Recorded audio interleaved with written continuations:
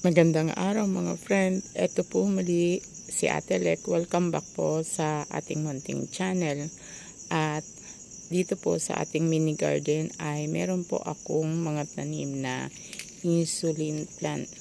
Alam niyo po ba yung insulin plant? Yung ang sabi po ay kinakain po daw to o ginagamot herbal po sa mga may sakit na diabetes. Yung mga diabetic po, sabi nila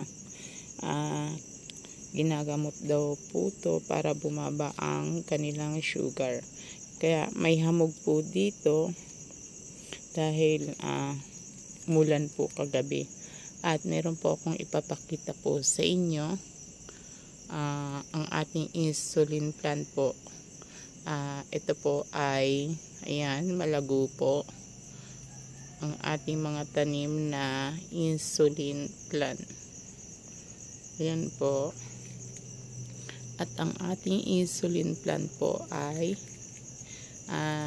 nagkaroon po siya ng ayan, kung pamilyar po kayo o kung kayo ay may tanim ng insulin plant ay ang tanim ko po, ayan po, namulaklak po siya. Ayan po.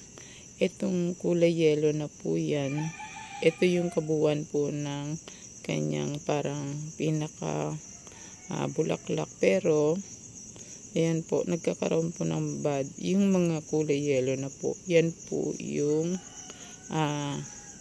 kanyang bulaklak. Katulad po nito. Ayan. Ito po ang bulaklak ng insulin plant. Kabubuka-buka lang po niya. Yan. Maganda po siya.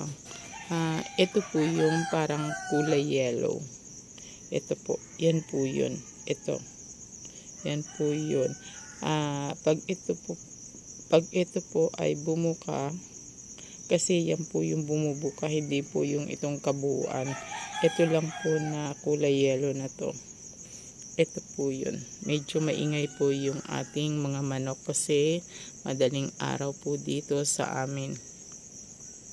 Ito na po. Bumuka na po yung pinakakulay yellow po. Ayan. At ito na po yung kabuuan ng insulin flower. Ayan. Maganda po siya, diba mga friend? At ngayon lang po ako nakakita ng talagang pinakabulaklak ng insulin plant. Ayan po. Color yellow po siya. Maganda po siya. Amuyin po kaya natin, hindi. Wala po siyang amoy. Wala pong amoy yung ating insulin plant. Pero maganda po siya. Ayan po. Hanggang sa muli po, ito po si Ate Lek. I-share ko po sa inyo ang bulaklak ng insulin plant. Sana nag-enjoy po kayo. Hanggang sa muli po, ingat po kayo palagi.